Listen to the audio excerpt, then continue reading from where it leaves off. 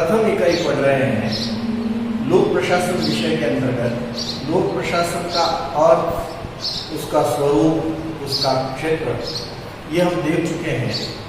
आज हमारे पढ़ने का विषय है एक स्वतंत्र विषय के रूप में लोक प्रशासन का विकास।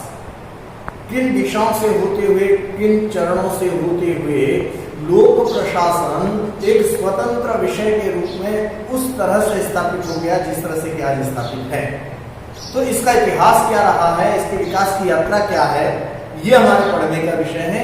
संक्षिप्त में मैंने कल भी इसके संदर्भ में बात की थी।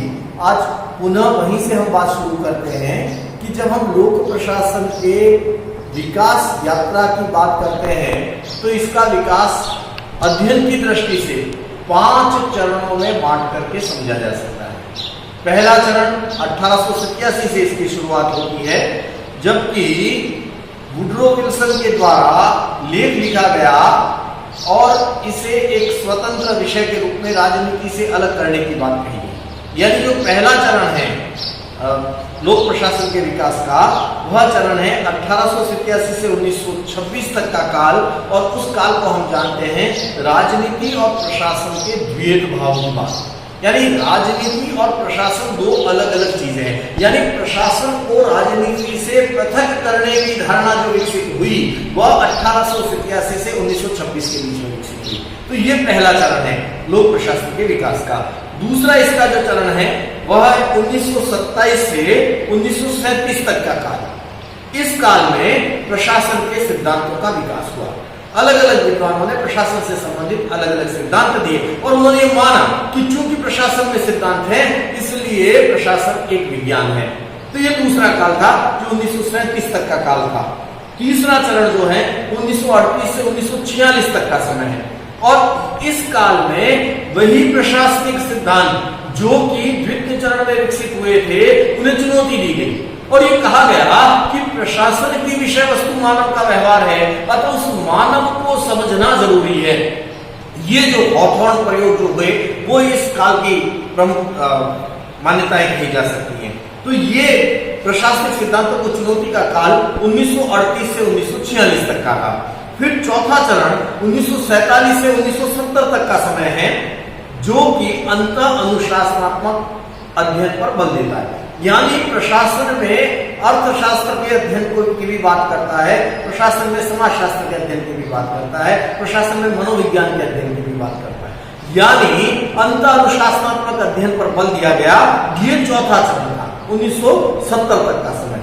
और पांचवा चरण जो 1970 से 71 के बाद से लेकर के आज दिन तक चला आ रहा है, जिसमें लोक प्रशासन, नवीन लोक प्रशासन, नवीन लोक प्रबंध, ये सारी धारणाएं इसके अंतर्गत समाहित है। तो इन 5 चरणों में होते हुए लोक प्रशासन का विकास हुआ और लोक प्रशासन उस आकार को प्राप्त कर पाया जिस आकार में एक स्वतंत्र विषय के रूप में हम आज लोक प्रशासन को देखते हैं। तो हम एक एक करके प्रत्येक चरण के संदर्भ में बात करेंगे। जो प्रथम चरण है 1887 से 1926 का, ये राजनीति प्रशासन द्वैत भाव का चरण है। यानी राजनीति से प्रशासन को अलग किया गया और पृथक विषय के रूप में प्रारंभ संयुक्त राज्य अमेरिका से हुआ।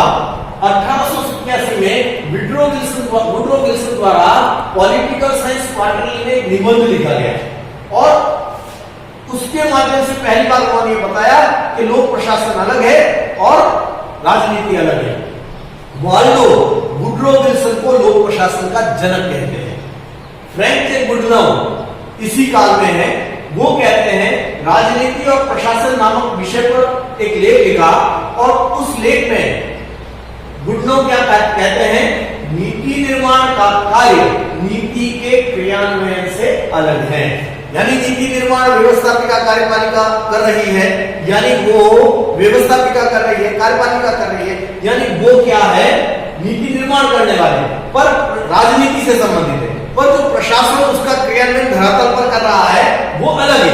यानी नीति का निर्माण और नीति का क्रियान्वयन अलग है, दोनों को एक नहीं मान सकते, ऐसा फ्रैंक जे गुडनव ने माना। एल.टी. वाइट ने introduction to the study of public administration 1926 में किताब लिखी। इसका भी राजनीति को प्रशासन से अलग करने में महत्वपूर्ण योगदान है। और ये जो पुस्तक थी introduction to the study of public administration, इसे लोक प्रशासन की प्रथम पाठ्य पुस्तक के रूप में मान्यता प्राप्त है। तो ये पहला चरण है 1887 से 1926 तक का। दूसरा चरण इसके विकास यात्रा का 1927 से 1937 तक का चरण है और एक प्रशासन के सिद्धांतों पर इसमें बल दिया गया। अलग अलग सिद्धांत विकसित हुए, बहुत से सिद्धांत है, जैसे W.F. विलोबी की पुस्तक प्रिंसिपल्स ऑफ पब्लिक एडमिनिस्ट्रेशन, ये जो 1927 में प्रकाशित हुई थी, ये शुरुआत है सिद्धांतों की। इसके बाद इसे आगे बढ़ाने वाली बहुत सी और रचनाएं आई, जैसे नूने और रेले ने प्रिंसिपल्स ऑफ ऑर्गेनाइजेशन किताब लिखी, हेनरी फेवल ने इंडस्ट्रियल एंड जनरल मैनेजमेंट पुस्तक लिखी, लूथर गुलिक और उर्विक ने papers on the science of administration, इसके अंतर्गत प्रशासन के सिद्धांतों का उल्लेख किया। मेरी पॉर्टर फॉलेट, उन्होंने क्रिएटिव एक्सपीरियंस, इसमें उन्होंने प्रशासन के सिद्धांतों का उल्लेख किया। और ये जो विचारक थे जो प्रशासन के सिद्धांतों का निरूपण कर रहे थे, इन विचारकों ने यह माना कि प्रशासन में सिद्धांत होने के कारण इसे विज्ञान माना जा सकता है। लूथर गुलिक और उर्विक ने पोस्ट गवर्नमेंट के अंतर्गत अपने प्रशासनिक सिद्धांतों का समावेश किया। तो ये सारा 1927 से 1937 तक का समय था, जिसे हम लोक प्रशासन के विकास का दूसरा चरण कहते हैं। जो इसका तीसरा चरण था, जिसमें कि प्रशासनिक सिद्धांतों को चुनौती दी गई, वो 1938 से 1946 तक का समय था। और इस समय जो ये प्रशासनिक सिद्धांत विकसित हुए थे, इसके पहले उन सिद्धांतों को केवल कहावतें कहा गया और उनकी हंसी उड़ाई गई, उनका उपहास किया गया। इस चरण में संगठनात्मक चिंतन की मशीनी धारणा की सीमाएं इंगित करके संगठनों में मानवीय संबंधों के अत्यंत महत्वपूर्ण रूप को दर्शाया गया। और हॉथॉर्न प्रयोग जो हुए वो इसकी महत्वपूर्ण देन कही जा सकती है, महत्वपूर्ण योगदान रहा इस काल में लोक प्रशासन के विकास का। चेस्टर बर्नार्ड ने 1938 में the functions of the executive में संगठनात्मक विश्लेषण हेतु मनोवैज्ञानिक एवं व्यवहार पर आश्रित उपकरणों पर बल दिया। 1946 में प्रकाशित अपने एक निबंध में हर्बर्ट साइमन ने प्रशासन के सिद्धांतों की हंसी उड़ाते हुए, उपहास करते हुए उन्हें कहावतों की संज्ञा दी। तो ये दूसरा काल था जिसमें चेस्टर बर्नार्ड, हर्बर्ट स्पेंसर, इन लोगों का, हर्बर्ट साइमन, इन लोगों का इस काल में महत्वपूर्ण योगदान रहा। ये 1938 से 1946 तक का काल रहा। ये तीसरा चरण था इसके विकास का। फिर चौथे चरण की बात आती है, जो 1947 से 1970 तक का समय है, जो अंतः अनुशासनात्मक अध्ययन पर बल दिया जाता है। जिसके अंतर्गत अंतः अनुशासनात्मक अध्ययन हम सब जानते हैं कि अन्य सामाजिक विज्ञानों के संदर्भ में लोक प्रशासन का अध्ययन। इस चरण में हर्बर्ट साइमन और रॉबर्ट डहल, इनका योगदान इसमें महत्वपूर्ण रहा। हर्बर्ट साइमन ने अपनी रचना एडमिनिस्ट्रेटिव बिहेवियर 1947 में जो प्रकाशित हुई थी, उसमें लोक प्रशासन को मनोविज्ञान, समाजशास्त्र, अर्थशास्त्र और राजनीति विज्ञान के साथ जोड़कर इसके अध्ययन क्षेत्र का विस्तार कर दिया। तो जब हर्बर्ट साइमन ने अपनी पुस्तक में लोक प्रशासन को अर्थशास्त्र के साथ जोड़ा, समाजशास्त्र के साथ जोड़ा, या राजनीति विज्ञान के साथ जोड़ा, या मनोविज्ञान के साथ जोड़ा, तो इसका मतलब है कि वो अंतः अनुशासनात्मक अध्ययन पर बल दे रहे हैं। फिर 1947 में रॉबर्ट डहल ने अपने एक निबंध में यह सिद्ध किया कि लोक प्रशासन विज्ञान नहीं है, जो कि इसके पूर्व के जो सिद्धांत वेताओं ने कहा था कि लोक प्रशासन विज्ञान है। इन्होंने इस धारणा को तोड़ा और कहा कि लोक प्रशासन विज्ञान नहीं है और प्रशासन के विज्ञान के विकास में 3 बाधाएं हैं, ऐसा डहल ने बताया। जो 3 बाधाएं डहल बताते हैं, पहली तो ये है कि विज्ञान मूल्य मुक्त होता है, जबकि मूल्य प्रशासन को अनिवार्य तौर पर प्रभावित करते हैं। तो मूल्यों से अप्रभावित प्रशासन रह नहीं सकता, इसलिए वो विज्ञान नहीं हो सकता। दूसरा, उन्होंने ये कहा कि प्रशासन के अध्ययन की मूल विषय वस्तु मानव का व्यवहार है, जो कि उसमें कार्य करता है, संगठन में कार्य करता है, और मानव का व्यवहार विभिन्नता लिए हुए होता है और अनिश्चित होता है, इसलिए भी ये विज्ञान नहीं बन सकता। जबकि विज्ञान तो निश्चित होता है। तो डहल ने ये दूसरी बाधा बताई। और तीसरी बाधा, उन्होंने कहा कि प्रशासन में सीमित राष्ट्रीय और ऐतिहासिक संदर्भों में लिए गए मात्र कुछ उदाहरणों के आधार पर सार्वभौमिक सिद्धांतों को गढ़ने की प्रवृत्ति होती है, जो कि इसके पहले के विचारकों ने, इसके पहले के चरण के विचारकों ने जिन सिद्धांतों को गढ़ा था उसके संदर्भ में बात कर रहे हैं कि वो सिद्धांत केवल सतही कुछ उदाहरणों के आधार पर सिद्धांतों को गढ़ा गया था जिन्हें सार्वभौमिक नहीं माना जा सकता। इस आधार पर भी उन्होंने कहा कि इसे विज्ञान नहीं कह सकते। तो डहेल और साइमन इन्होंने इस चौथे चरण में लोक प्रशासन को आगे बढ़ाने में महत्वपूर्ण योगदान दिया।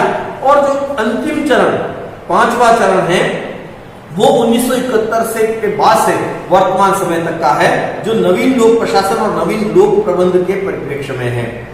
ये इस चरण में जिन्होंने योगदान दिया उसमें वाल्डो और रिग्स, FW रिग्स और वाल्डो, इनका सबसे महत्वपूर्ण योगदान है।